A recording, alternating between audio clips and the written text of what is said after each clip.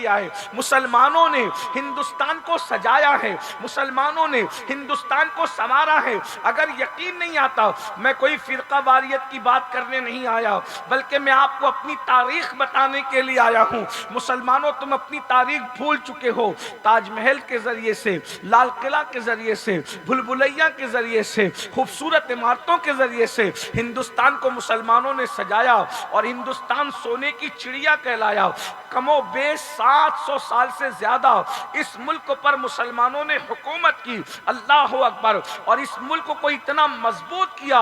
آپ کو پتا ہوگا, انگریزوں کے ہندوستان آنے سے پہلے, انگریزوں کے ہندوستان آنے سے پہلے ایک ایک مسلمان تاجر کے گھر کلکتہ کی سرزمین پر اتنی دولت ہوا کرتی تھی کہ اتنی دولت برطانیہ کے شاہی خزانے میں نہیں ہوتی تھی. اندازہ فرمائیں, میں آپ کو اپنی تاریخ بتا رہا ہوں, آپ نے عنوان دیا ہے, اس بنیاد پر میں آپ کے سامنے تاریخ پیش کر رہا ہوں. بہت توجہ سے سنیں. میں سمجھتا ہوں کہ شاید یہ باتیں سننے کی ہماری قوم عادی نہیں ہے, آپ کو نعرہ بازی سے زیادہ شوق ہے, لیکن آپ نے عنوان دیا تو آج سنی لیجئے. انشاءاللہ پھر کبھی دوسری گفتگو کریں گے آپ کے ذوق کی. آج عنوان سے متعلق سن لیں, اس لیے کہ میری کوشش یہ ہوتی ہے کہ آپ جو عنوان دیتے ہیں میں اس پہ گفتگو کرنے کی کوشش کرتا ہوں. اگرچہ میں اتنا باصلاحیت نہیں ہوں, لیکن بہرحال بہت دھیان سے سنیے گا, آپ کو یہ گفتگو کام آئے گی. ہندوستان کو سجایا, سنوارا, ہندوستان کو بسایا, ہندوستان کو مضبوط کیا, اور اس کے بعد یہ ملک کو سونے کی چڑیا کہلایا. آپ تاریخ جھانک کر دیکھیں, جنہوں نے سونے کی چڑیا بنایا تھا وہ اتنے مالدار تھے.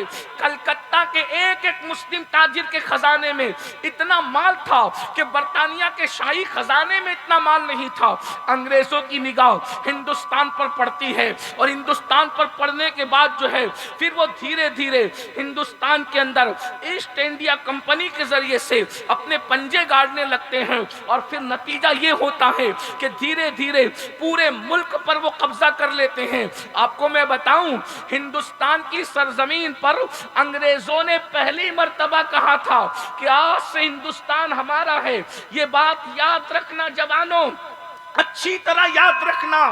یہ لفظ, یہ محرہ, بلکہ یہ عبارت, یہ فقرہ انہوں نے کب کہا تھا کہ آج سے ہندوستان ہمارا ہے. یہ اپنی خوبصورت تاریخ ہے. اللہ اکبر. جب تک ٹیپو سلطان فتح علی زندہ رہے اس وقت تک کہ ہندوستان کو ہمارا کہنے کی انگریزوں میں ہمت نہیں ہوئی. جس دن ٹیپو سلطان فتح علی کی شہادت ہوئی ہے اس دن انگریزوں نے کہا تھا جب ٹیپو شہید ہو گیا ہے تو آج سے ہندوستان ہمارا ہے. اس کا مطلب یہ ہے کہ قبضے میں بھی تم ہی رکاوٹ تھے, قبضے میں بھی تم رکاوٹ بنے ہوئے تھے. اللہ اکبر. اور یاد رکھنا مسلمانوں, تمہارے اندر اللہ نے اتنے بہادر اور جری لوگوں کو پیدا کیا تھا کہ انگریز ان سے آنکھ ملانے کی ہمت نہیں کرتے تھے. اور یہ بھی اپنی تاریخ ہے کہ ٹیپو سلطان جس دن شہید ہوئے تھے اس دن ان کے گلے میں جو موتیوں کا ہار تھا اس زمانے میں اس کی قیمت 5 لاکھ کی تھی. یعنی مسلمان کتنا مالدار تھا. یہ میں کوئی ہوائی فائرنگ نہیں, آپ تاریخ سے چیک کریں. اب تو علم انٹرنیٹ پر آ چکا ہے, اب تو علم انٹرنیٹ پر آ چکا ہے.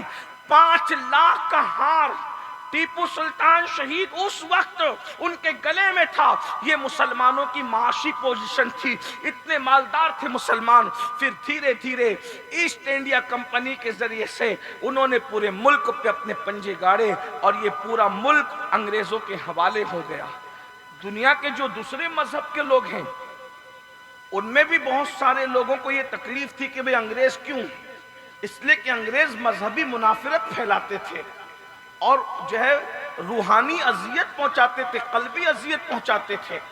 مسلمانوں کو جو ہے وہ سور کے ذریعے سے قلبی اذیت پہنچاتے تھے, اور دوسرے مذہب والوں کو گائے کی چربی کے ذریعے سے اذیت پہنچاتے تھے. تو دوسرے مذہب کے لوگ بھی اذیت میں تھے کہ بھئی یہ کیا ہو رہا ہے, لیکن زیادہ تکلیف مسلمانوں کو تھی. اس کی وجہ یہ مسلمانوں کے فیور میں نہیں کہہ رہا ہوں, تاریخ بتا رہا ہوں. مسلمانوں کو زیادہ تکلیف اس لیے تھی کہ ان کے ہاتھ سے ملک گیا تھا. بادشاہت تو مسلمانوں کی تھی نا, تو مسلمانوں کے ہاتھ سے ملک گیا تھا. اس لیے مسلمانوں کو تکلیف زیادہ تھی. اور چونکہ اللہ اکبر اس ملک میں مسلمان جو علماء تھے، کیونکہ علماء کی بڑی تعداد تھی، وہ یہ محسوس کر رہے تھے کہ انگریز مذہبیت کی ایسی جو ہے وہ تعصب چلا کر کے لادینیت یا عیسائیت کو لانچ کرنا چاہتا ہے، تو وہ اپنے ملک اور اپنے ایمان کو بچانے کے لیے کوشش کر رہے تھے. اس سلسلے میں علماء نے 1857 میں پہلی مرتبہ کوشش کی. پہلی مرتبہ کوشش یہ تھی کہ دلی کی جامع مسجد میں جمعہ کی نماز کے بعد انگریزوں کے خلاف جہاد کا فتویٰ پڑھا گیا کہ انگریزوں کو ملک سے نکالا جائے اور انگریزوں سے جنگ کی جائے اور انگریزوں کا خاتمہ کیا جائے.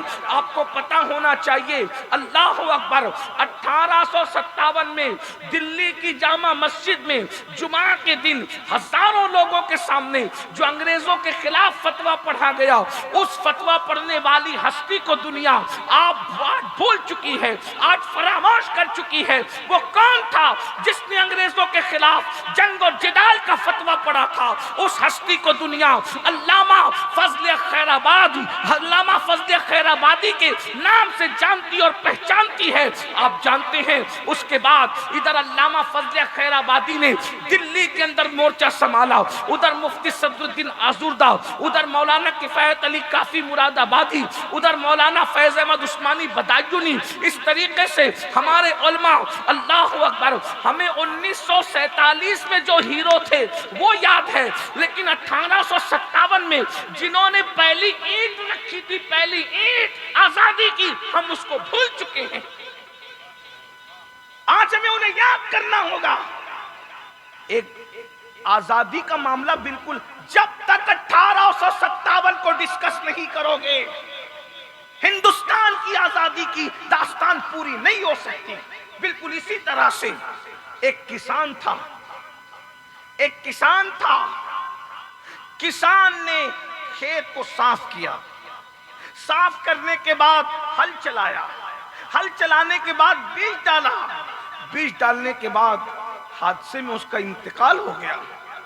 انتقال کے بعد اس کے بچے کو کسی نے کہا کھیت میں پانی دو.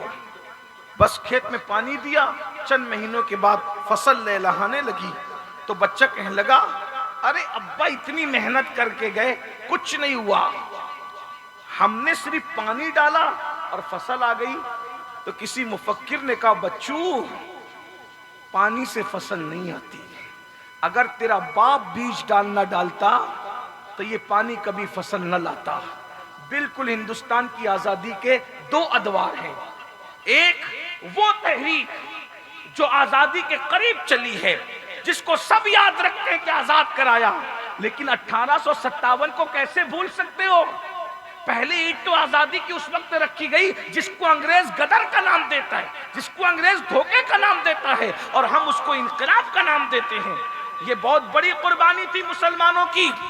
لاکھوں علماء یہ تمہاری قربانی ہے. دوسرے مذہب کے لوگوں نے بھی کام کیا، لیکن چونکہ میرا عنوان مسلمانوں کی قربانی ہے اس لیے میں مسلمانوں کا ذکر کر رہا ہوں. میرے بھائیوں، اس ملک کو آزاد کرانے میں تمہارے علماء کی کتنی بڑی قربانی تھی. دلی سے لے کے لاہور تک جتنے درخت تھے، ہر درخت پہ عالم لٹکا ہوا تھا پھانسی پر.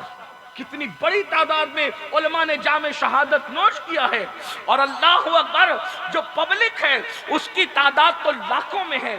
اور کس طرح اذیت دی گئی، آج یہ اس اذیت کو ذرا سنیے تاکہ آپ کو پتا چلے. ہماری قوم تو اب اپنی تاریخ بھی نہیں پڑھنا چاہتی، رسول اللہ کی سیرت بھی نہیں پڑھنا چاہتی، اپنے بزرگوں کی زندگی بھی نہیں پڑھنا چاہتی. انٹرنیٹ اور انٹرنیٹ صرف سیریل فلمیں اسی میں مست ہیں.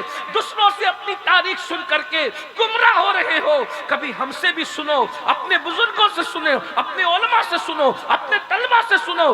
دوسروں سے کہا تم نے، اوروں سے کہا تم نے، اوروں سے سنا تم نے. کچھ ہم سے بھی کہا ہوتا، کچھ ہم سے بھی سنا ہوتا. اپنی تاریخ اپنوں کانوں سے سنو، توجہ سے سنو میرے بھائیوں، اللہ اکبر۔ 1857 کے انقلاب کے بعد جب دھوکہ ہوا اور مسلمانوں کو شکست ہوئی تو انگریزوں نے اس کا بدلہ کس طریقے سے لیا؟ اس طریقے سے بدلہ لیا کہ سور ذبح کیا جاتا اور سور ذبح کر کے پورے کمروں کے اس کو لیپ دیا جاتا، پورے کمرے میں اس کا خون پھیلا دیا جاتا اور مسلمانوں کو کہا جاتا زبان سے چاٹ چاٹ کر اس کے خون کو صاف کرو ورنہ تمہیں قتل کر دیا جائے گا۔ اللہ اکبر۔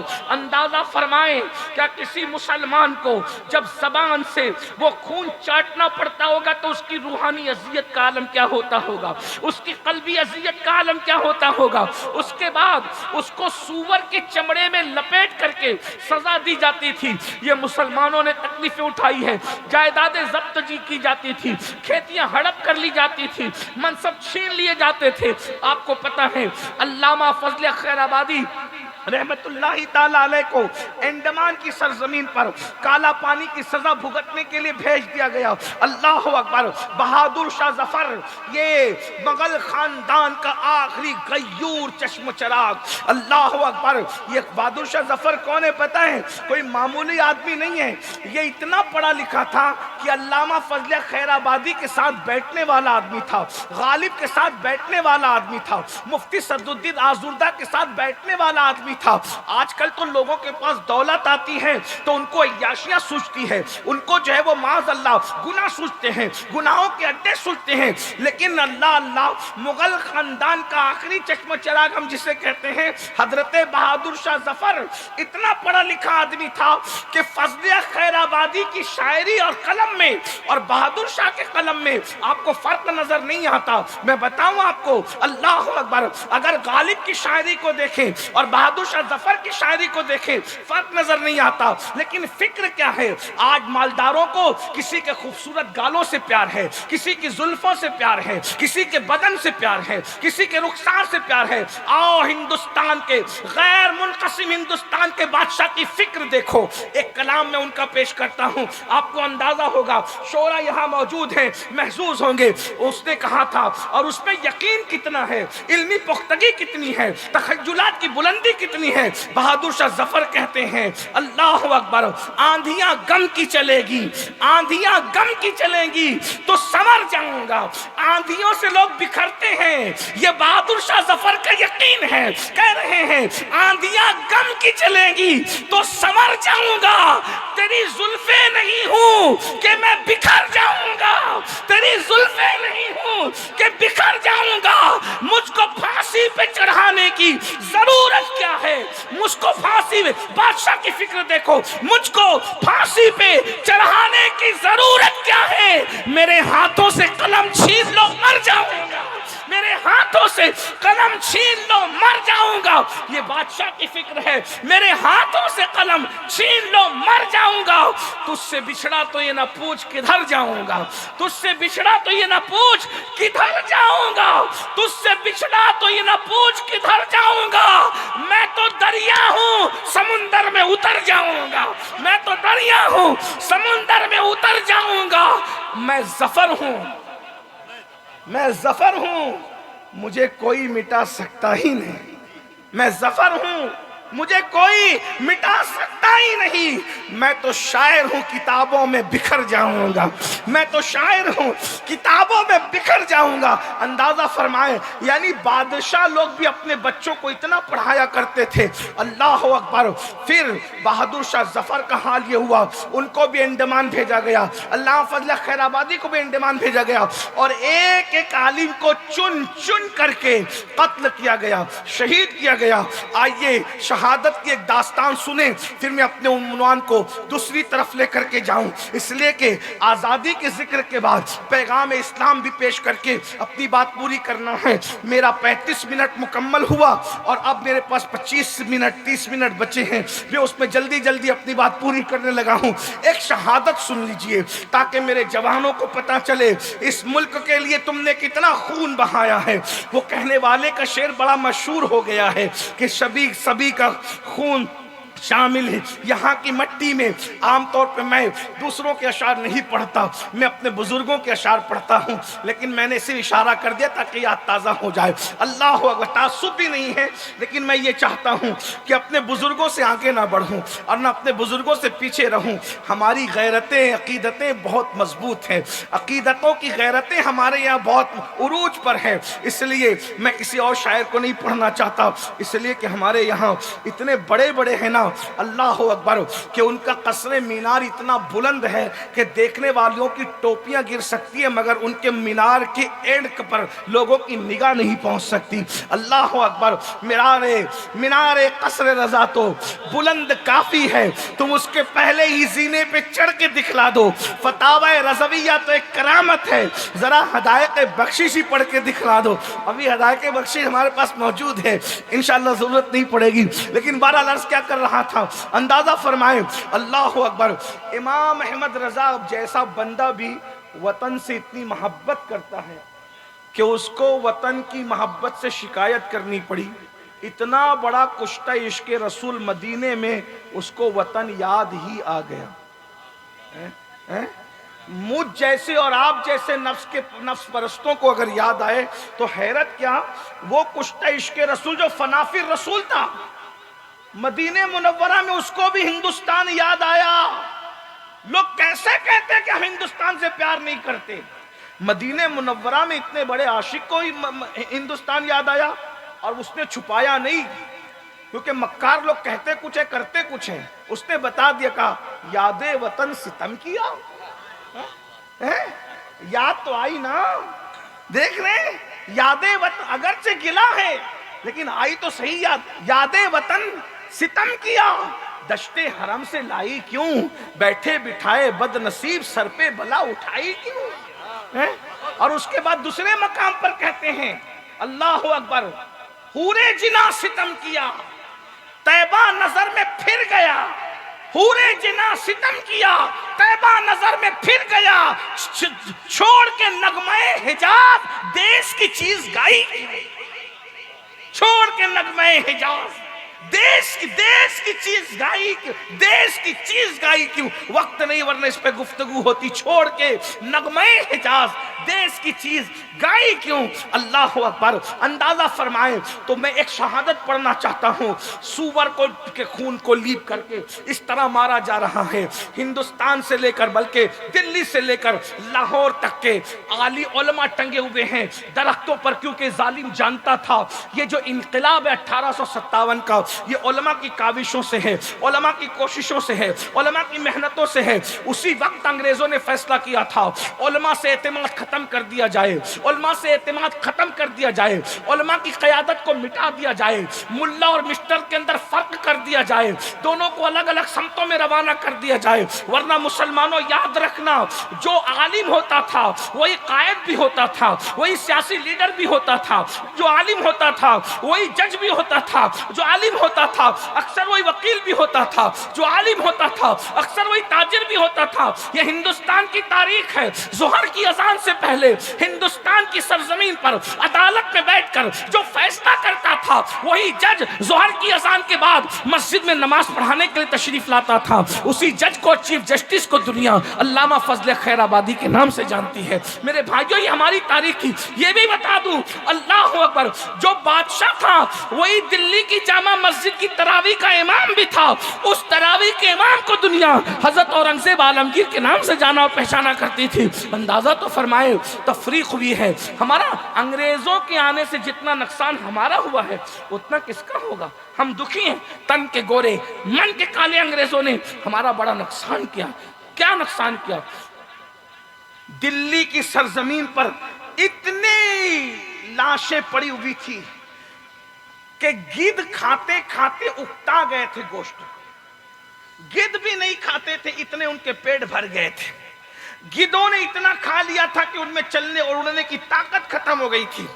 ایک شہادت پڑھ کے اپنی گفتگو کو اینڈ کی طرف لے جا رہا ہوں۔ ایک بندہ جسے دنیا سید کفایت علی کافی مراد آبادی کے نام سے جانتی ہے، مراد آباد کا قائد، انہیں بھی بھول گئے۔ اب تو لوگوں کو ان کی قبر بھی نہیں پتہ۔ بہت معافی کے ساتھ، بہت معافی کے ساتھ مسلمانوں، اس سے بڑا المیہ کون ہوگا کہ تم نے اپنے ہیرو کو بھولا ہے، اپنے ہیروز کو فراموش کیا ہے۔ اتنی محنتی لوگ، اتنے قیمتی لوگ جنہوں نے شہید ہو گئے ملک کے لیے، تم ان کو بھول گئے تو دنیا کیسے یاد رکھے گی؟ قبر بھی نہیں۔ میں مراد آباد پہنچ کر میں نے 50 مرتبہ کہا مجھے حضرت شہید ملت کفایت علی کافی مراد آبادی کے مزار پہ لے جایا جائے۔ اکثر لوگوں نے ہاتھ کھڑے کرے کہا ہمیں نہیں پتا۔ جن لوگوں نے کہا ہمیں پتا ہے تو کہا لے جائیں گے، آج تک وہ نہیں لے گئے۔ اندازہ فرمائیں، بہت معافی کے ساتھ گلی کے ننگے دھڑنگے باز چٹنگ بازوں پیر کے تو تم نے اتنے بڑے بڑے مقبرے بنا رکھے ہیں، اور جنہوں نے سب کچھ لٹا دیا ہے وہ آج گمنامی کی خاک میں سو رہے ہیں۔ ہر گنبد والا مکار نہیں ہے، لیکن بعض مکاروں کو تم نے اتنا پڑھایا چڑھایا ہے صرف اپنی ظالم اور انبھکتی کی بنیاد پہ۔ اور کفایت علی کافی کو تو تم کبھی یاد بھی نہیں کرتے۔ بتاؤ تمہارے کتنے بچوں کفایت علی یاد ہے؟ یہ کون ہے کفایت علی کافی مراد آبادی؟ 1857 میں جس نے ریڑھ کی ہڈی کا کردار ادا کیا ہے۔ انگریزوں نے ان کو خریدنا چاہا، ہو سکتا ہے شاید لوگوں کو اچھمبا لگے، انگریزوں نے خریدنا چاہا۔ جب انگریزوں نے خریدنا چاہا کافی اتنا کہہ دو کہ یہ فتویٰ میرا نہیں ہے، میں نے انگریزوں کے خلاف کوئی جو ہے وہ حصہ نہیں لیا ہے۔ کافی نے انگریزوں سے کہا کہ اگر میں فتوے کا انکار کر دوں، جان تو جانی ہے، موت کا کوئی بھروسہ نہیں، انکار کرنے کے بعد ہو سکتا اگلے پل مر جاؤں، اگلے پل نہیں اگلے مہینے مر جاؤں، اگلے مہینے نہیں اگلے سال مر جاؤں، ارے کبھی تو مرنا ہوگا۔ کافی تو مرنے کے لیے آیا ہے، فتویٰ جو نبی کی شریعت ہے وہ کبھی مرنے کے لیے نہیں آیا۔ میں انکار کر کے اپنی جان تو بچا لوں گا، مگر فتوے کی آبرو ختم ہو جائے گی، پھر مسلمان کبھی فتوے پہ اعتبار نہیں کریں گے۔ کافی جان تو دے سکتا ہے مگر فتوے کی آبرو کو کبھی خطرے میں نہیں دیکھ سکتا۔ اور تم کہہ رہے ہو جان بچانے کے لیے میں جھوٹ بولوں، واللہ میں قسم کھا کے کہتا ہوں کہ تمہارے خلاف جتنی بھی کاوشیں کوششیں منصوبہ بندی مراد آباد کے علاقے میں ہے، سب میں کلیدی کردار میں نے ادا کیا ہے۔ جو چاہو میرے ساتھ کرو، اس لیے کہ ہم موت سے نہیں ڈرتے، بستر پر عورتیں مرا کرتی ہے، محمد الرسول اللہ کے شعر بستر پر نہیں بلکہ میدان میں مرا، اور جان تو جاتے ہی جائے گی قیامت۔ یہ ہے اب یہاں مرنے پہ ٹھہرا ہے نظارہ تیرا، ہمیں تو دونوں ہی جانب سے سرفرازی ہے، بچے مرے شہید اور بچ گئے تو غازی ہے۔ جب تک تم موت سے محبت کرتے تھے دنیا تمہارے قدموں میں جھکتی تھی، اتنے بزدل ہو گئے ہو دنیا کی محبت میں ڈوب کر کہ اب تم اپنے سائے سے ڈرتے ہو، چپکلی سے ڈرتے ہو، چوہوں سے ڈرتے ہو۔ اللہ اکبر! جب عاشق عشق کرتا ہے نبی سے تو اس کو موت سے ڈر نہیں لگتا، وہ موت مانگتا بھی نہیں ہے مگر موت سے ڈرتا بھی نہیں ہے، اس لیے کہ عاشق تو یہ کہتا ہے کہ جتنی خوشی مدینے جانے میں ہوتی ہے اس سے زیادہ خوشی عاشق کو مر جانے میں ہوتی ہے۔ مدینے جاؤ تو گنبد نظر آتا ہے اور مر جاؤ تو گنبد والا نظر آتا ہے۔ آج پھولے نہ سمائیں گے کفن میں آسی، قبر کی شب ہے کس گل سے ملاقات کی راہ قبر میں لہرائیں گے، تا حشر چشم نور کے جلوہ فرما ہوگی جب طلعت رسول اللہ کی۔